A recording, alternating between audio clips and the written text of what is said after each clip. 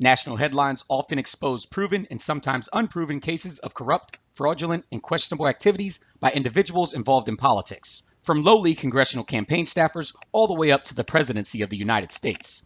So I thought it would be in the interest of the public locally to take a walk down memory lane and look at several situations locally that have been reported on over the years where a person associated with one of Virginia's three main political parties was either arrested and convicted for a crime or was censured due to their actions while being associated with or working for either the Democrat, Republican, or Libertarian parties. We will start with the criminal conviction of Andrew Spiels. Spiels was convicted of knowingly transferring false voter registration forms during the 2016 election season. Spiels admitted to delivering 18 fake forms to the voter registrar's office in Harrisonburg, Virginia.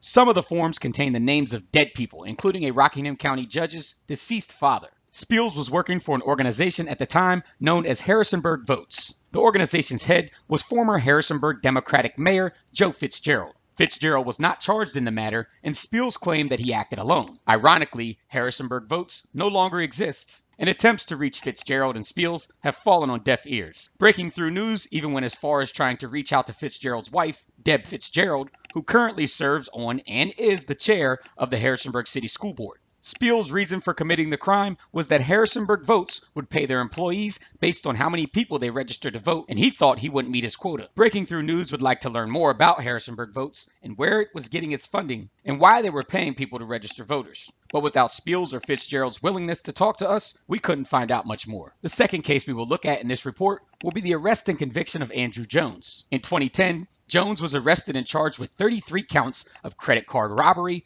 forgery, and fraud. Jones would go on to admit stealing the credit cards of 4 James Madison University students. Prior to Jones' arrest, he was an active member in the local Republican Party. He was a former intern for Republican Virginia Governor Bob McDonnell and was the deputy campaign manager for Virginia Republican state lawmaker Tony Wilt. At the time of his arrest, Jones was the second vice chair of the college Republicans. Jones impersonated at least one of the students whose cards he stole. In total, Jones charged more than $3,000 to the cards. Jones ended up pleading guilty to 12 counts and was sentenced to 3 years in prison with 6 months suspended. As far as we know, Jones no longer holds any titles in the Republican Party. The last case we will examine today is not a criminal one, but very easily could have been. In a 2003 issue of the Virginia Liberty newsletter, on page 5, they published the results of a vote that the Libertarian Party of Virginia took to censure David Ray Brigman. In a 2005 letter, ranting to the Collegiate Times, Brigman referred to himself as a 41-year-old stay-at-home dad and full-time college student with a concealed handgun permit.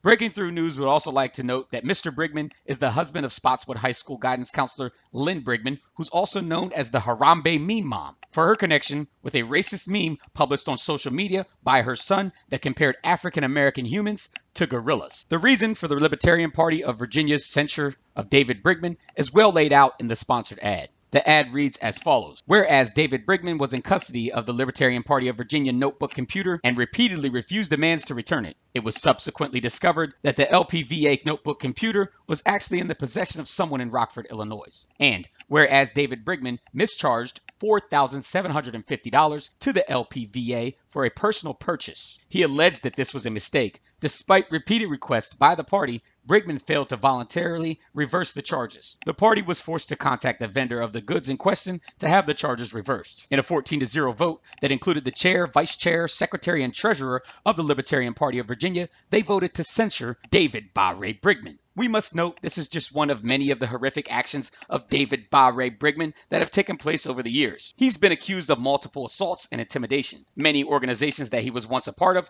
have now parted ways with him, including the Virginia Oath Keepers. Brigman is a twice-failed Rockingham County School Board candidate. His first bid for school board ended in defeat. Brigman's second bid ended before it could even start. In April of 2017, Brigman announced that he would be seeking to unseat Rockingham County School Board member Renee Reed, but changed his mind before he even began to campaign for the seat. Several sources say Brigman dropped out of the race because he knew he was going to lose because very few people in the area like him. As far as we know, David Ray Brigman holds no titles or positions with any political party and is not currently running for office. In the Breaking Through newsroom, Theodore Whitelow for Breaking Through.